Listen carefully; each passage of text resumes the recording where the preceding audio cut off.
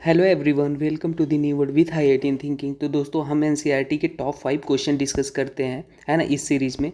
और ये 5 क्वेश्चन आपको पूरा कॉन्सेप्ट रिवाइज करा देता है। ये सारे क्वेश्चन ऐसे लिए गए हैं कि आपका पूरा कॉन्सेप्ट जो भी होगा ना, अगर आपको मान लो कॉन्सेप्ट ड्यूरिंग चैप्टर पढ़ते समय नहीं समझ आएगा तो यहाँ पे समझ आ जाएगा। ठीक है, तो हम प्रॉपर एकदम डिटेल एक्सप्लेनेशन देते हैं यहाँ पे, आपको एकदम बेहतरीन तरीके से समझ में आएगा, टाइम भी बचेगा और टू दी पॉइंट चीज़ें भी हो जाती हैं। ठीक है, आइए स्टार्ट करते हैं। देखिए, क्वेश्चन था कि how much copper can be obtain from 100 gram of copper sulphate. ठीक है, आपसे पूछा है कि मतलब मास ऑफ कॉपर मतलब क्या, हाउ मच कॉपर मतलब मास ऑफ कॉपर पूछा है, तो मतलब आपसे पूछा है मास ऑफ कॉपर। ठीक है, मास ऑफ कॉपर आपसे पूछा है। ठीक है, गिवन क्या है भाई, मास ऑफ कॉपर सल्फेट आपको कितना है, कितना can be obtain from 100 gram of copper sulphate. मतलब ये गिवन है, लिख लो आप, 100 ग्राम ऑफ कॉपर सल्फेट, मतलब कॉपर सल्फेट CuSO4 गिवन है। ठीक है, अब मोलर मास कॉपर सल्फेट का आप निकाल लो। सबसे पहले molar mass copper sulphate, molar mass of CuSO4 कितना हो जाएगा। कॉपर का होता है 63.5 होता है, एक ही कॉपर है तो मल्टीप्लाइड बाई 1। सल्फ़र का कितना होता है 32 होता है, एक ही सल्फ़र है तो एक, प्लस ऑक्सीजन का कितना 16 होता है, 4 ऑक्सीजन है। तो आपके पास जो निकल के आ जाएगा 159, ठीक है, 0.5 ग्राम पर मोल। ये मोलर मास आ गया कॉपर सल्फेट का। अब सिंपल सी बात है, आप यहाँ पे ध्यान से देखो, आपको 1 ग्राम के टर्म्स पूछा था, 1.159 इतने ग्राम, है ना, इतने ग्राम कॉपर सल्फेट में, कॉपर सल्फेट कंटेन, कितना ग्राम कॉपर है, कंटेन 63.5 ग्राम ऑफ कॉपर। भाई ये पूरा मोलर मास हो गया। यहाँ पे ध्यान से देखो, ये कॉपर सल्फेट का मोलर मास इतना है, तो इसमें कॉपर कितना है, एक ही कॉपर है ना, तो 63.5 ग्राम है। यूनिटरी मेथड हम अप्लाई करेंगे। अगर ऐसे समझो, हम बोलें दो टॉफ़ी का प्राइस, दो टॉफ़ी का प्राइस कितना है, 20 रुपीज़ है, तो एक टॉफ़ी का प्राइस कितना हो जाएगा, 20/2 हो जाएगा। अब मैं पूछूं 5 टॉफ़ी का प्राइस, तो क्या करोगे, 5 मल्टीप्लाइड बाई 20/2, मतलब एक टॉफ़ी के प्राइस से मल्टीप्लाई कर लोगे। तो यहाँ पे कुछ वैसा ही कॉन्सेप्ट है। कॉन्सेप्ट ये है कि एक यहाँ पे 159 gram copper sulphate contain 63 point copper. देखो ये पूरा 159 ग्राम है, इसमें कॉपर इतना है। ठीक है, तो अगर मैं बोलूँ 1 ग्राम कॉपर सल्फेट कितना कॉपर कंटेन करेगा, 1 ग्राम कॉपर सल्फेट कंटेन 60 कितना हो जाएगा, 63.5 divide by 159.5 gram of copper. और पूछा कितना था भाई, 100 gram of copper. 100 gram copper sulphate कितना कॉपर कंटेन करेगा, तो वही टॉफ़ी वाला रूल लगाना। 2 टॉफ़ी में का प्राइस 20, एक टॉफ़ी का 20/2, 5 टॉफ़ी का मल्टीप्लाई कर दिए, तो 100 ग्राम का 100 ग्राम कंटेन कॉपर कितना हो जाएगा, जो 1 ग्राम था आपके पास, ये इससे मल्टीप्लाई कर दो तो कितना आ जाएगा, 63.5 अपॉन 159.5 इंटू 100, आपके पास निकल के आ जाएगा 39.8 ग्राम कॉपर। यही आंसर हो जाएगा। ठीक है, आई होप आपको ये समझ में आ गया। नेक्स्ट क्वेश्चन देखते हैं। Determine the molecular formula of an oxide. चलिए इसको सॉल्व कर लेते हैं, इसको हम 2 पार्ट में सॉल्व कर लेते हैं। देखिए, इस क्वेश्चन को अगर सॉल्व आप करना चाहेंगे तो एक्चुअल में कैसे होगा वो देखिएगा। सबसे पहले आप क्या कर लो, यहाँ पे एलिमेंट लिखा करो। क्या, एक सेकेंड, यहाँ पे आप लिख लो एलिमेंट, जो भी एलिमेंट आपको गिव है ना वहाँ पे एलिमेंट लिख लो। ठीक है, उसके बाद मास परसेंटेज आप लिख लो, मास परसेंट लिख लो। उसके बाद मास इन 100 ग्राम, 100 ग्राम ऑफ कंपाउंड। उसके बाद आपके पास moles in 100 gram of compound, moles in 100 gram of compound. उसके बाद आप लिख लो simplest ratio, simplest mole ratio. ठीक है, अब देखो एलिमेंट कौन कौन से हैं, आयरन है, ऑक्सीजन है। मास परसेंटेज कितना है, देखो वहाँ पे लिखा है सब, मास परसेंटेज आयरन का गिवन है 69.9 और इसका कितना है 69 पॉइंट, मास आयरन इतना 30 गिवन है, 30 गिवन है ना, ऑक्सीजन का 30.1। अब आप यहाँ पे मास इन 100 ग्राम कितना है, मास भाई कोई भी चीज़ 100% है, उसमें 69 इतना आपके पास कितना है आयरन है, तो उतना ही होगा ना, 69 ग्राम होगा, और ये भी 31 पॉइंट इतना ग्राम ऑक्सीजन होगा। मास इन 100 ग्राम ऑफ कंपाउंड है ना, सिंपल सी बात है, ये जितना परसेंटेज वही आपके पास मास हो जाएगा। अब मोल क्या, weight upon molecular weight, weight upon molecular weight कैसे निकालते हो, 69.9, आयरन का मॉलिक्यूलर वेट कितना 56 होता है, तो ये आपके पास कितना निकल के आ जाएगा 1.25। ऐसे ही आप ऑक्सीजन के निकाल लो, given weight divide by molecular weight कितना 16, तो आपके पास 1.88 हो जाएगा। सिंपलेस्ट रेशियो कैसे निकालते हैं, जो छोटी वैल्यू होती है उसी को आप डिवाइड कर दो दोनों में, तो 1.25 1.25 बराबर 1, और यहाँ पे 1.88 अपॉन 1.25, ये लगभग आ जाएगा 1.50। तो देखिए आपके पास ये जो आयरन आ गया FeO 1.5 आ गया, ठीक है। तो इसको सिंपलेस्ट रेशियो निकाल लो थोड़ा सा, सिंपलेस्ट फॉर्म में FeO इसको क्या लिख सकते हैं 15/10, तो 3/2 लिख सकते हो, और इसको रेशियो सॉल्व कर लोगे Fe2O3, किसी को नहीं आएगा तो बता देना है ना, 2 से हम किने क्या किया दोनों साइड मल्टीप्लाई कर दिया, तो आपके पास यही आ जाएगा, ठीक है। अब ये आ गया, ये आपके पास इम्पेरिकल फार्मूला है, इम्पेरिकल फार्मूला ऐसे निकलता है, ये आपके पास इम्पेरिकल फार्मूला निकल के आया क्या, Fe2O3 इम्पेरिकल फार्मूला। आपको निकालना क्या था, मॉलिक्यूलर फार्मूला निकालना था।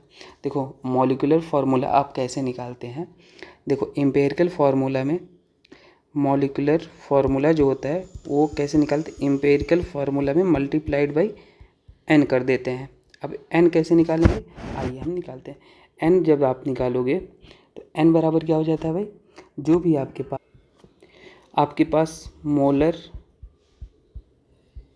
मास गिवन होगा है ना कंपाउंड का, divide by empirical formula mass, empirical formula mass, ठीक है। देखो यहाँ पे गिवन है 60 गिवन है 160 है ना मॉलिक्यूलर फार्मूला मास, और इम्पेरिकल फार्मूला मास Fe2 इसका निकालोगे है ना, इम्पेरिकल फार्मूला मास कितना आ जाएगा, ये आपके पास 160 ही आ जाएगा, तो 160 आपके पास ये कितना आ गया 1 आ गया। अब आप मॉलिक्यूलर फार्मूला निकाल लोगे, molecular formula empirical formula multiplied by n, empirical formula Fe2O3 था मल्टीप्लाइड बाई ये है ना, आपके पास कितना आ जाएगा Fe2O3 आ जाएगा, यही आंसर हो जाएगा, ठीक है। आई होप आपको समझ में आया, चलिए आगे बढ़ते हैं। नेक्स्ट क्वेश्चन आपके पास, calculate the atomic mass average of chlorine, atomic average molar mass आपसे पूछा था, तो आइए इसको सॉल्व कर लेते हैं। देखिए बहुत सरल होता है, एवरेज मोलर मास कैसे निकलता है, आपके पास M1 into x1 plus M2 into x3 plus dash dash dash, अब बताता हूँ कैसे, डिवाइड बाई 100। देखो M1 क्या होता है भाई, M1 आपके पास जो भी यहाँ पे गिवन जो भी आपके पास मोलर मास गिवन है, M1 क्या है मोलर मास, M1 आपके पास है मोलर मास, जो जितने भी element given, M2 molar mass of पहले एलिमेंट का मोलर मास है ना, दूसरे M2 एलिमेंट का मोलर मास, और x1 x2 क्या होता है नेचुरल अबंडेंस होता है, क्या होता है नेचुरल अबंडेंस, ये क्या है भाई नेचुरल अबंडेंस जो गिवन होता है, ये अबंडेंस होता है जो गिवन होता है, ठीक है। तो यहाँ पे आप वैल्यू पुट कर लो, कितना गिवन 34 पॉइंट, पहले element 89 into 75.77 plus 36.9659 multiplied by 24.23, और ये आपके पास कितना हो जाएगा 100, ये आ जाएगा 35.4526 ग्राम पर मोल, सिंपल डायरेक्ट फार्मूला पे हो जाता है। नेक्स्ट क्वेश्चन देखते हैं, number of moles of ethane number नहीं क्या लिखा है, इन 3 moles of ethane calculate the following number of moles of carbon. चलो सॉल्व कर लेते हैं, ये अच्छा क्वेश्चन है।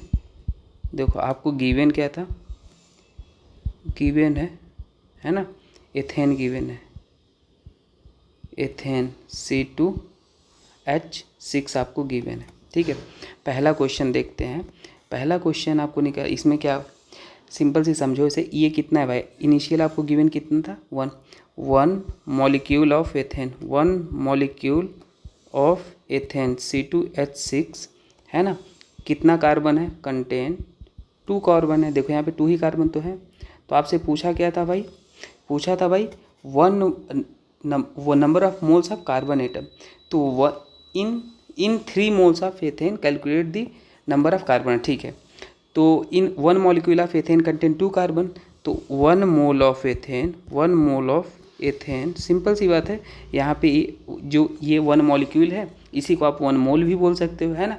कोई भी आपके पास एलिमेंट कंपाउंड गिवन होता है उसका मोलर मास 1 मोल के बराबर होता है। ठीक है, तो 1 मोल ऑफ एथेन जो यहाँ पे लिखा है 1 मोल ऑफ एथेन आप बोल सकते हो contain 2 moles of carbon, 2 moles of carbon बोल सकते हो ना, मोल्स ऑफ कार्बन। आपसे पूछा क्या था, 3 मोल ऑफ एथेन में कितने कार्बन होंगे। तो इसलिए 3 मोल्स ऑफ एथेन कंटेन कितना हो जाएगा, 2 × 3 कार्बन, मतलब 6 कार्बन आपके पास आ जाएगा। समझ आ रहा है आपको, 6 मोल्स ऑफ कार्बन एटम आपके पास आ जाएंगे। पहला क्वेश्चन सॉल्व। दूसरा क्वेश्चन देखते हैं। देखो दूसरा क्वेश्चन आपके पास ये है, क्या पूछा था, number of moles of hydrogen atom. तो वही कहानी है, similarly 1 mole of C2H6 contain 6 hydrogen. तो इसलिए आपको 3 moles of C2H6 contain 3 × 6 hydrogen, 3 × 6 hydrogen. ठीक है, तो अपनी इतना आ गया। थर्ड वाला आप निकाल लो। थर्ड वाला आप ऐसे ही करोगे, number of molecule of ethane, number of molecule of ethane आपसे पूछा है। थर्ड वाला थोड़ा सा अलग पूछ लिया, इसको हम आपको बता। मैं वीडियो समझा रहा था, शायद वीडियो ही बंद हो गया था, है ना।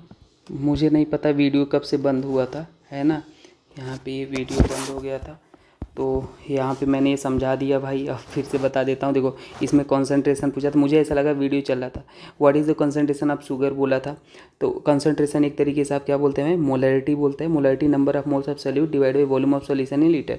तो number of moles of solute हमने निकाल लिया, वेट गिवन था 20 ग्राम, देखो यहाँ पे, है ना। और मॉलिकुलर वेट ग्लूकोज का कितना है, 340, सुक्रोज बोलते हैं 342, इतना आ गया। मोलरिटी क्या होता है, number of moles of solute, moles आपने निकाल लिया, और वॉल्यूम ये गिवन था 2 लीटर, तो 2 लीटर पुट कर लिया, आपके पास ये आ गया।